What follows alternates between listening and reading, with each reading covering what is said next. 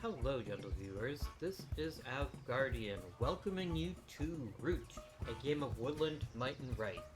Designed by Cole Worley of Leader Games, I think he has a new company now called Worley Geek instead, and published by Direwolf Digital. Direwolf Digital is one of the best companies at making digital board games. Um, I'm trying to remind myself what else they have done recently that I really did. I think they did the one for Terraforming Mars. Um,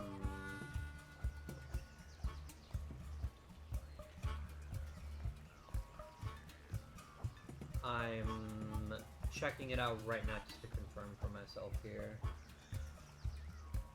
Oh, they did a Dune Imperium? Oh my gosh. They actually have a lot of really good games in here.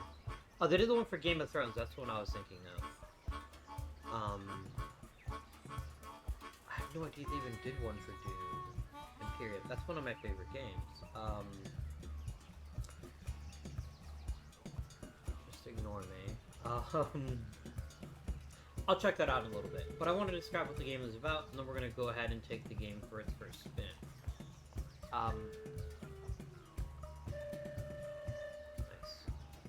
Nice. Yes, so, what are we talking about here? Root is a asymmetric war game featuring featuring four factions and up to 4 players, in which you're trying to score victory points and eventually win the game. It is unlike any other war game I've ever played. I'm going to turn down that music a little bit. As much as we enjoy the harmonica, that's a bit loud. Although the music in this game is actually excellent. Really, really good. So yeah, we're going to play Root today. I'm just going to play the one game for today. I'm going to show you up one of the factions in the game. And then, depending on how people enjoy it, I can always come back and show off some of the other factions or try some of the more complex battles. So, I highly recommend the tutorial. Full disclosure, there is a small... It's not really a bug, but it's just something to keep in mind. If you uninstall the game or reinstall it, it resets all your progress. So all your challenges will be reset back to 0, all your tutorials will be reset back to 0, so that's something to consider. There's a lot of expansions in this game. If we click on the shop button here, you'll notice there's the Underworld expansion, the Clockwork expansion, Riverfall, and Exiles, Partisans, and Vagabonds, all of which add other options to the game. I don't have any of the expansions yet. I still need to play more of the base game.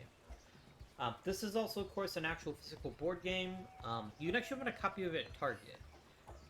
This is one of those board games that's a little bit more mainstream than some of the others, so if you just want to stop over at Target, you can pick up a copy of them. Let's go ahead and get started. We're going to do a solo play. And I'm going to start with the basic faction in the game, which is the Marquise cat. All the enemies in this game are very cute. They're very animal-y. And, yeah. We only have a standard deck. I haven't unlocked the fancy deck. We're going to play on medium. We're going to play on the default map. And that's it.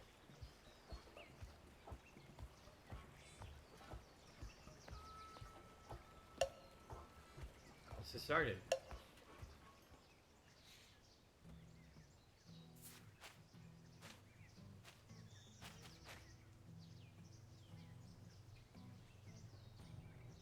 Yes, fun.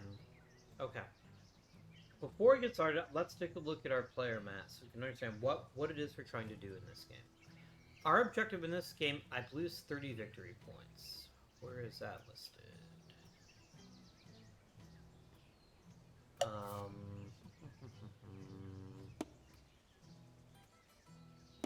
I think you can't see it because we're still in setup, but... So the first decision I have to make in this game... Okay, let me roll back a couple seconds and talk about some of the most key concepts in this game. Every game of Root consists of 12 clearings, each of which has a suit. It's either rabbits, foxes, or mice. In order to rule a clearing, you must have more pieces than your opponent. Piece in this case referring to both buildings, tokens, and warriors. There's different rule breakers we'll get into in a couple of seconds, but I just wanted to set that expectation. That's a key concept in this game. To rule a clearing, you must have more pieces than your opponent. I begin by choosing one of the corners for my keep. The keep is a special building that I only have access to, and the only real benefit it has is only I can place pieces there. Other people can move there and they can fight me there. So the way this map works out, basically I'm deciding which clearing do I want first. As I look at my cards, I have a bunny card and I have a mouse card. I like starting off with the Sappers is a really, really good card to craft early on. So we're going to do that. We're going to go ahead and take Sappers. Done. Now I must decide where to build my sawmill and where to build my workshop. It must be adjacent to my keep. So I'm going to put a sawmill here.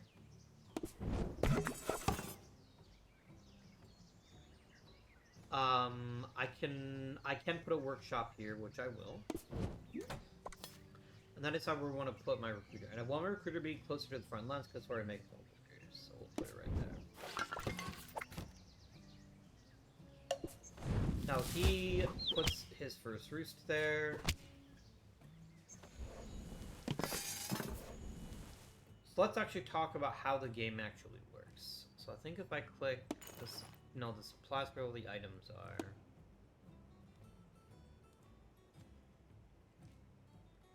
Yes, there it is. It's first sight of 30 victory points, because it's a two-player game. There's other ways to win the game with higher player counts, but for two players, just get to 30 points first. Let's talk about a typical turn for the Marquise de Cat. So, every turn starts in the bird song phase. For the Marquise de Cat, it couldn't be simpler. All you do is you gain 1 wood for every sawmill you make. The Marquise de Cat, of the factions in the base game, is the economic faction. You want to build up your supply of wood so you can build buildings and score the most points.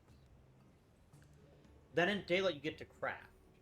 Crafting is how you play cards out of your hand. If we take a look at my hand here, I have one card here, Sappers, which requires a workshop and a mouse clearing. It just so happens that I have a workshop, right here, and a mouse clearing, right here. This little flag here reminds you that I rule this particular clearing. If we take a look over here, the Eyrie, my opponents, rule this clearing. You can tell it's got a little art thing. So I can play this card, which says at any point I can discard this to deal an extra hit as a defender. So I'm going to go ahead and craft that card. And then I actually get to take my turn.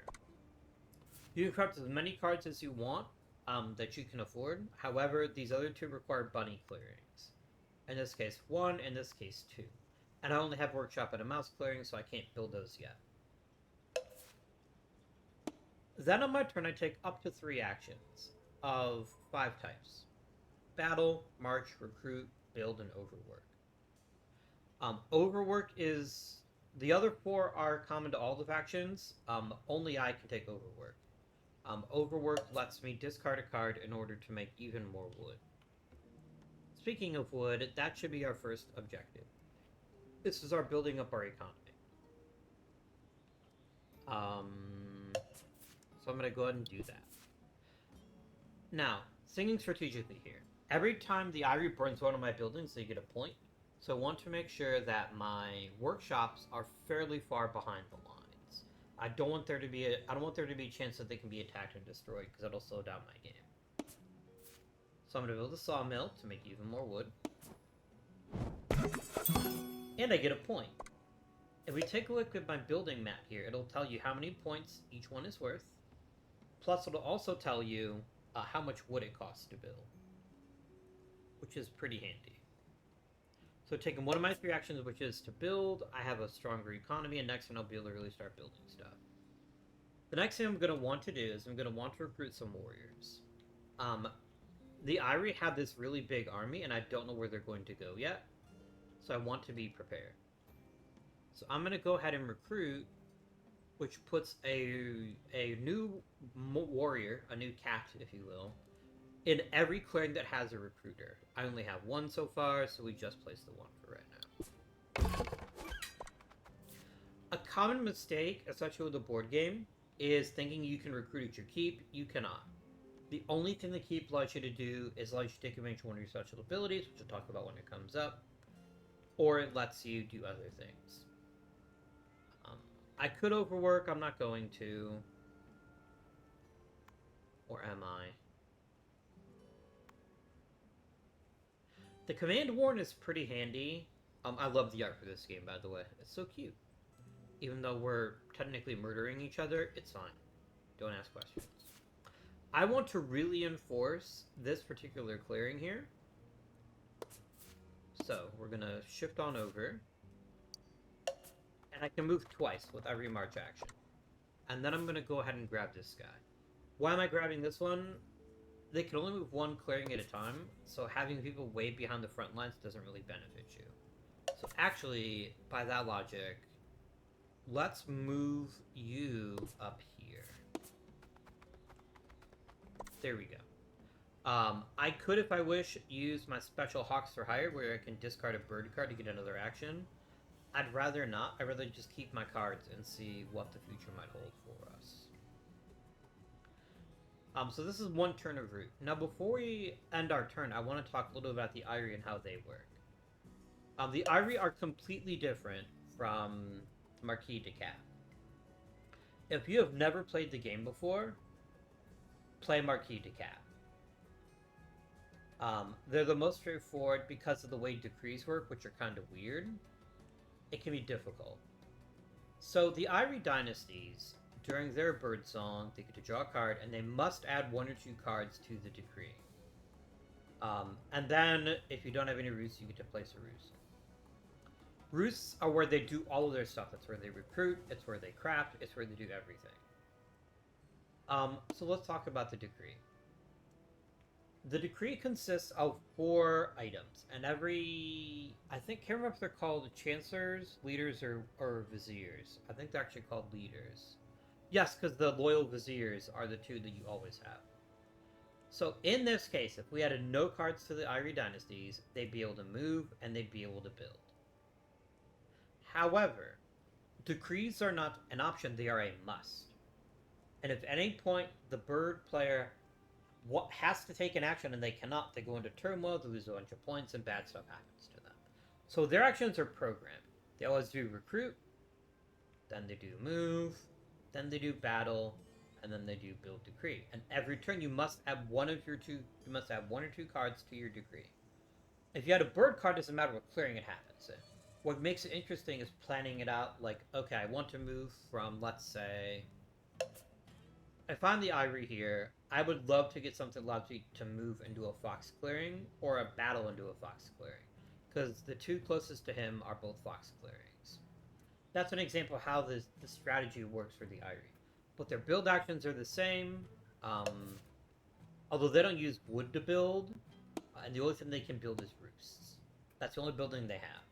In order to build a roost, they just have to control a clearing. Note their special ability here. Remember how I said you have to have more pieces than your opponent? That's not quite true with the Eyrie. The Eyrie can rule a clearing as long as they're tied, or higher. This particular vizier that they've chosen gives them the move and the build, but however, you have disdain for trade, which is a permanent ability, except for one of the leaders lets you change that. So basically, when I craft an item, I get whatever points printed on the card. When they craft items, they just get 1 point. They get points every turn for their roosts, and they also get points for destroying buildings. Everyone gets points for destroying buildings or tokens. There are no tokens in this game because we're not playing with the Woodland Alliance, but... yeah, roots are everything for them. They use roots to craft, they use roots to do all the things. So destroying the roots are really important if you're playing against the Eyrie. So we're going to keep our eyes open for that. We're going to complete our turn. We get another card, and the Eyrie's going to do its thing. So we're adding to the move. They're doing a lot of moving this turn. They just added 2 more cards to the move decree.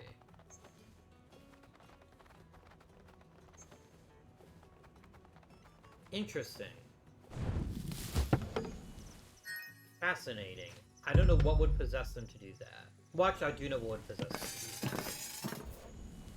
that. I could craft the Smuggler's Trail.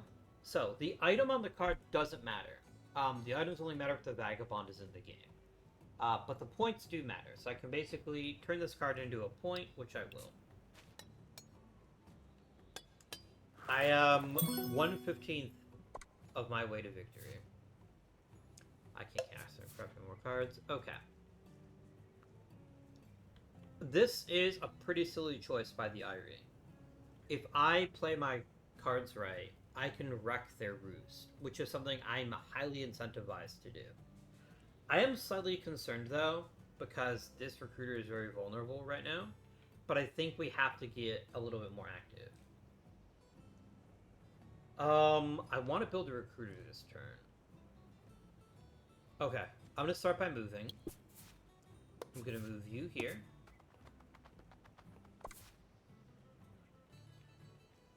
And I'm going to move you here. No, this is risky. This is certainly not going to be an easy fight, but I think it's a fight we have to have. Fighting in this game could not be simpler. You roll 2 dice, and the attacker gets the higher die. I really want to get a 2 or a 3. That's my goal. So the dice have 0, 1, 2, and 3 on them. Let's see if we can make it happen. Fuck you, bird. We accomplished our objective. We burned the roost, and we killed the warrior. Warrior, I couldn't care less about. But burning the roost gets me a point. And more importantly, it stops them. This also lets you show off my other ability. The special ability I keep is, I can always discard a card matching a clearing that I've attacked in to instantly get any warriors I lost back at the keep, which I will happily do. I will discard Woodland Runners, to make that happen. And there we go, alive and well. Now my last action here, I want to be able to reinforce this space more efficiently, so we can start trying to roll toward their main... Ooh, although building a recruiter here is also pretty smart. It's pretty essentially located for all the clearings that they rule. Let's build our recruiter there. Recruiter's only going to cost you 1 wood, which is nice. And now my turn is done. I've taken my 3 actions. We're in a pretty decent position here. That's all up to see what the Eyrie does. I am a little concerned about this clearing. It's very easy for them to get over there and attack. Now, something I did mention about ruling a clearing. You can only move to a clearing that you rule, or from a clearing that you rule, which isn't really a problem in a 2-player game. I can move basically anywhere on the board. But it is something to think about when you get into 3- and 4-player games. Because it can be a little more difficult to rule enough clearings. What is his decree again? He likes moving a lot, but he doesn't have any battle, and he does have a build. Okay. Let's see what they do. They added the battle decree, but he wants a battle in a fox? Interesting.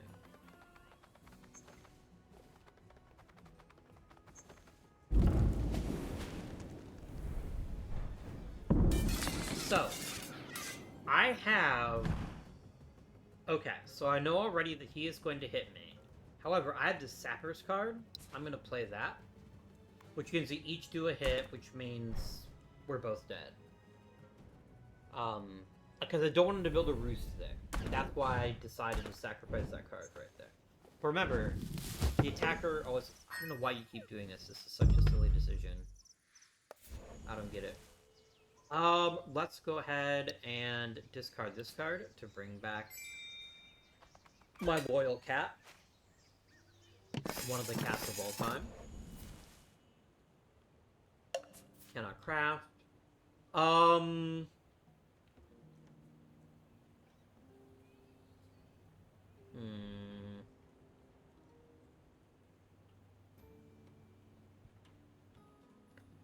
I definitely want to build. Building is of critical importance if you play the Marquise de Cat. A recruiter here is actually really sexy. Because it gives me lots of flexibility to either go north or south as I recruit later on. It also unlocks... I also start drawing a second card, which is very valuable, so we'll go ahead and build a recruiter there. And we get 2 points, which is, you know, the name of the game. Now, the issue is, I would love to recruit this turn, but it's more important to me that I battle. So I'm going to move, and then I'm going to battle. And so I'm going to start by moving you here. I didn't. Did I click build? I meant to click move. I can set how many I want to move. I will move them both.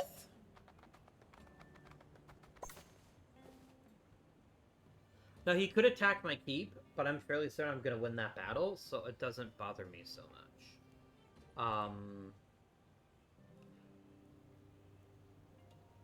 I do want to move the two of you to this fox clearing. Let's not make it super easy for him to rule there. Moving is done, and then we're going to battle right here. It's kind of like Whack-A-Bird if you think about it. I have to keep his roost off the board. Damn it. I wish I'd gotten 2 hits, then I could have destroyed his roost, but at least I killed his warrior. So that's... It's not nothing, but it's not great either.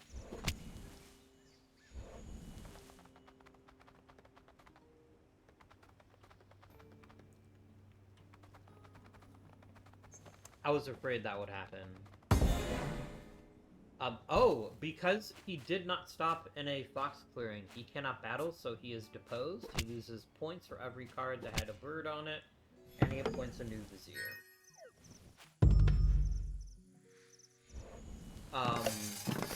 Who says, what is his new vizier's ability? Oh, he does recruit. Here it is. He gets a recruit every time, so he's going to be able to develop a pretty powerful army. So we want to definitely cut them off now while we can.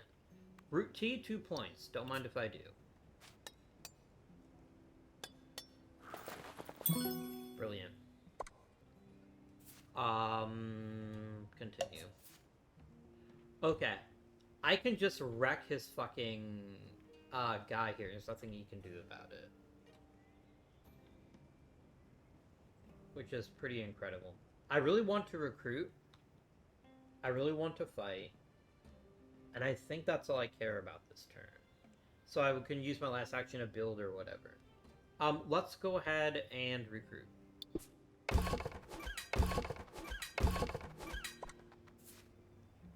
Okay, then we're gonna fight. I'm gonna fight the tree. I cannot lose this battle. Unless I guess I roll 2 zeros. Because he is defenseless, the most he cannot basically do a hit, essentially. Okay, so that is no longer a concern for me. These warriors are now kind of useless. I'd like to move them, but we'll worry about that later. I need to keep building. Remember, for the Marquise de Cat, ABB, always be building. I would love to get a workshop and a bunny clearing. I've had these 2 bunny cards clogging up my inventory. I could build yet another recruiter, though. I have a lot of wood, and it's worth the most points.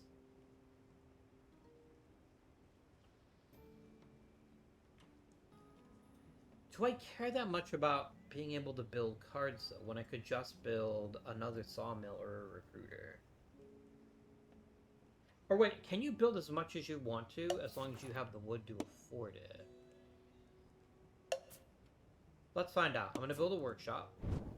Because I wanted to do that anyway. Okay, you can only build 1 building per build action. That's kind of what I figured. Alright. Now, he's got a really big recruit and attack incentive this turn, so this could be ugly. If he plays his cards right, and if he's efficient, then he can do a lot of damage to me.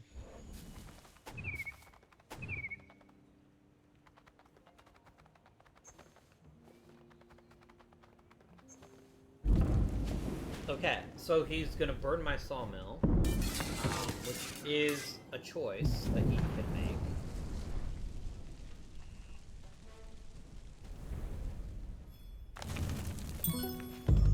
He does get a point for that. I'm not saying it's not annoying, but it's also not that big a deal. Okay, I cannot craft any cards.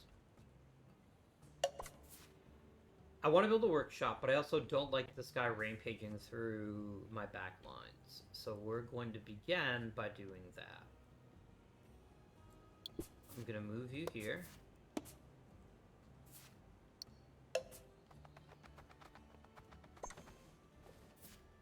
And I want to threaten his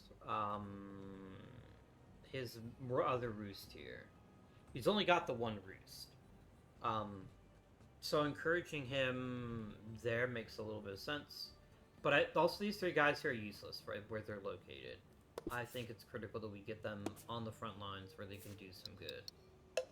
So get out of there, shitheads. Go do your thing. I am planning on building this turn because recruiting isn't that critical to me at the moment. But we need to kill this guy.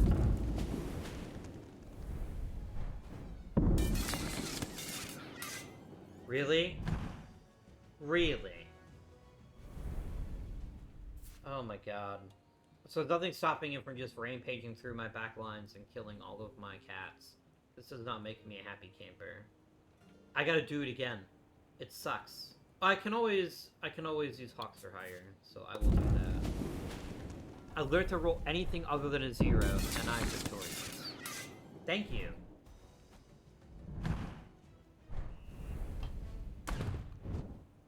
No plundering my precious rear. Wait. Yeah, that's... yeah.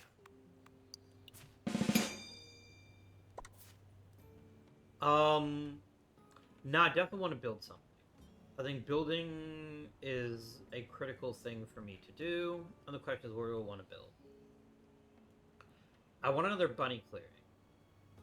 The problem is, I only rule 2 bunny clearings, both of which have all their building slots are full. This is not the greatest hand of cards. Oh, that's not true. I could build right here. I will do that. I'm gonna build a workshop. For 2 pointeroos, but also it'll let me... I think it should work, if I'm correct, it should count twice.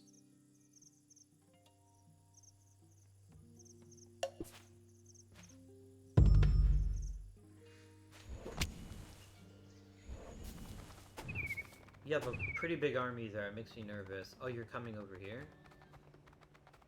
What? What the fuck was that about? Sometimes the lower difficulty AIs just do really silly things that don't make any sense. Like, he had to move, right? Like, it was required. Oh, he doesn't want to abandon his roost. That actually made good sense. That's actually pretty smart. A free belt being in daylight every turn is pretty solid. So is 3 points, but I'm in no rush right now. The birds are suffering pretty badly. So I now get a free battle at the beginning of a turn if I wish to use it. I want to be in a position to kill this bird, because he is offending my delicate sensibilities. So let's go ahead and recruit.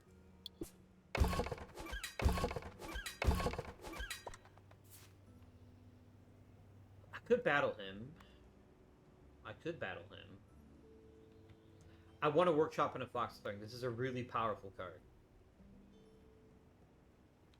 But I do think I need to replace my sawmill. As unsexy as it is to build a sawmill, it has to be done.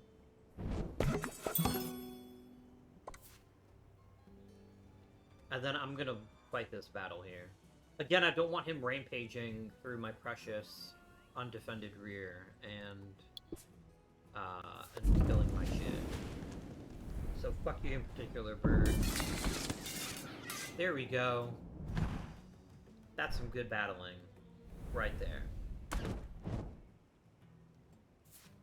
I like how the cat at the recruiting station is jumping up and down. It's such a wholesome game, except for all the wholesale murder. How much is another sawmill?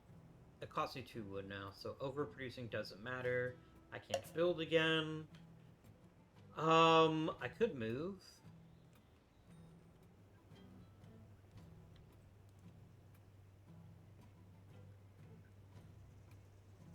Moving isn't a bad idea. I want to build up a pretty powerful attack force to come after... Yeah, we'll do that. I'll discard this. That's too good, though. This is too powerful a card in the right circumstances. And I can't build another workshop. It's like we just end the turn. Oh, that's why I should have played it. Because your hand limit is 5 cards, that's right. crossbow is uninteresting. I'm sorry. It's really fun if you have the Vagabond in the game, but if you don't have the Vagabond in the game, the crossbow's not terribly thrilling. Well, I didn't check to see who their new Vizier is.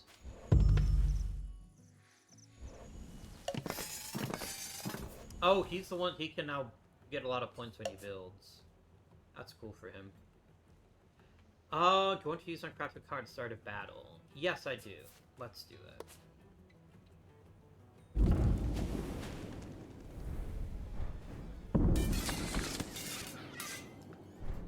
It was not a bloodless victory, but it was a victory. And I will happily take that. I don't want to burn this card. That card's too useful. I'd rather craft it later on. This just gets you 2 points. There's not a bad time to get 2 points.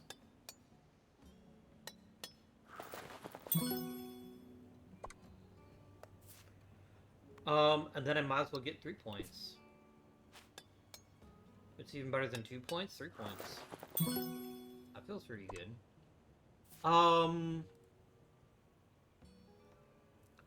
Alright, we want to build, for certain, and I want to build many things.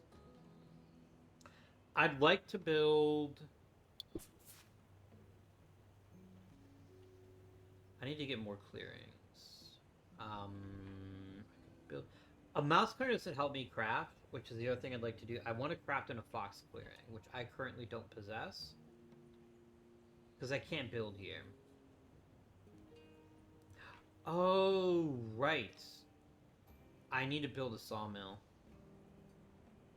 To connect it to the wood. Or wreck his... What if I just wrecked his shit? No, because I really want this armorer's card before I do that. Which means I have to build over here. Give me a workshop, you miscreant.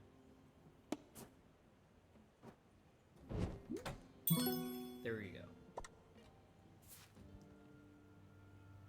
And then we're just gonna put the screws to the burbs.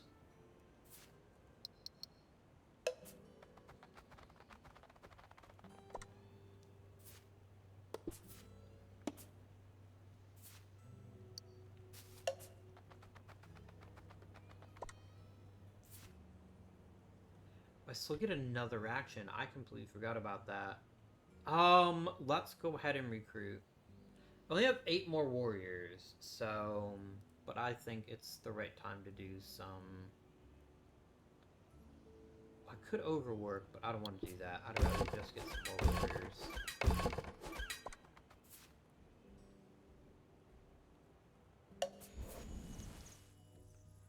And I'm gonna complete my turn. I saw the 2 nuke all the mouse clearings one. That one is wild.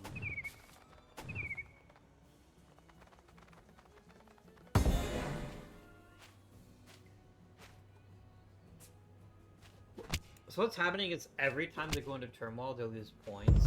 So that's why I very well might pitch a shutout. Depending. Do I want to start a battle? I really don't. Because there's a good chance I lose this battle. And I don't want to fuck with that. But I do want to craft my armorers.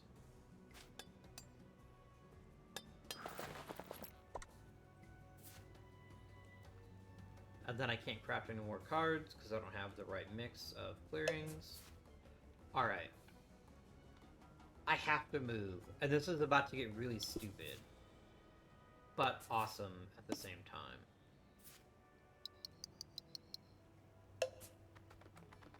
This is the single biggest battle I've ever seen in Root. 15 warriors in 1 clearing seems excessive.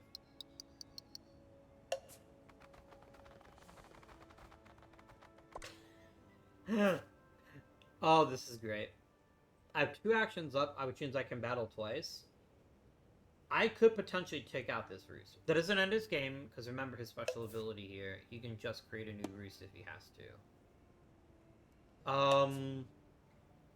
Which does give him some issues, because there's a lot of places that don't have any warriors in them. Which means he'll have a relatively easy time finding a new place to put a warrior. So there is some risk at doing this. Like, he puts it, like, here, and then all my warriors are completely far away from him, but I still think we battle here. It can barely put all of my cats right there. I would take 2 hits. I'm fine with that. I have more than enough cats to absorb a couple of blows.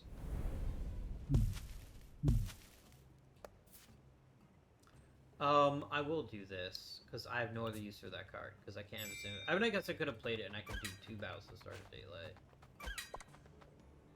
And you know what's even better than first battle? What about second battle?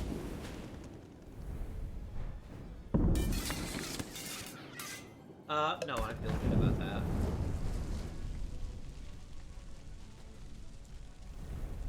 Boom. Another point for the cats. And I have an ambush card? Oh, that's amazing.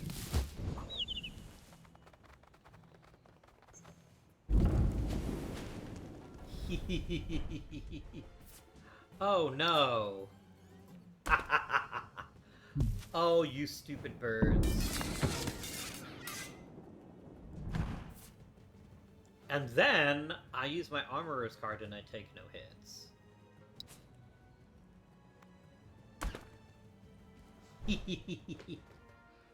Oh, that was superior planning.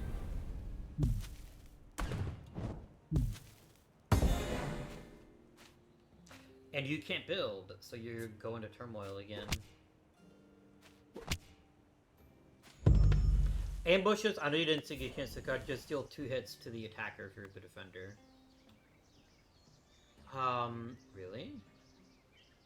I could just get a point for every... I will happily play that card. Oh, shit! Oh, no, I just wasted an awesome card. Undo that, please. Let me defield Hospital. I will happily use the Tax Collector instead. I thought it was asking me to craft. Like, no, I want to craft the Royal Plant. That's such a good card.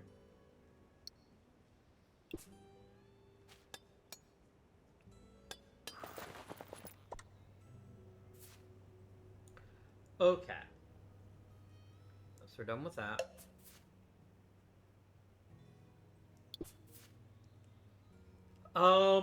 We're definitely moving the Doom stack.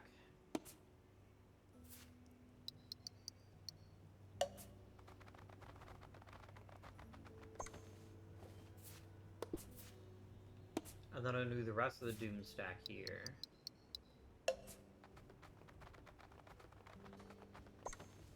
Okay, that's one of my 3 actions. Next thing I'm going to do is I want to build. I'm going to build over here in this box clearing here. Right. Actually, I might as well build over here. And I can build a workshop. That way I can craft even more cards. Plus it's 4 points. I mean, that's really why I'm doing it, for the 4 points. And then I'm gonna battle here. And this is just to protect my back lines. There you go. 1 cat dead. A sacrifice I was willing to make.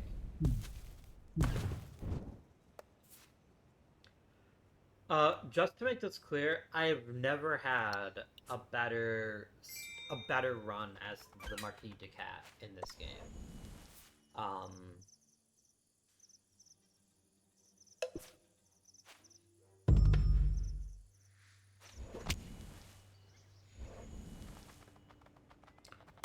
You're gonna... What?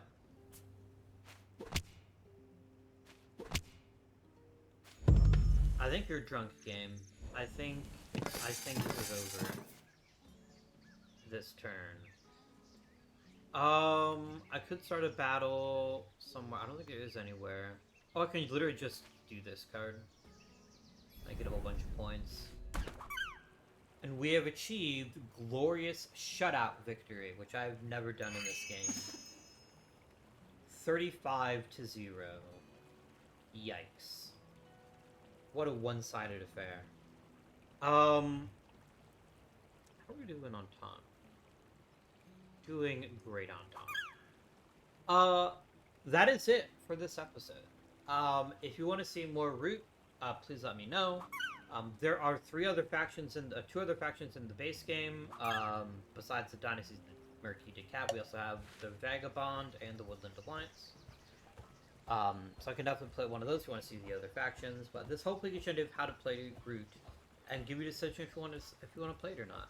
I'll post a link to the Steam game in the chat, or in the description field, excuse me. But if you want to play the board game, go out to your local Target, pick up a copy. It's well worth it. It's well worth it.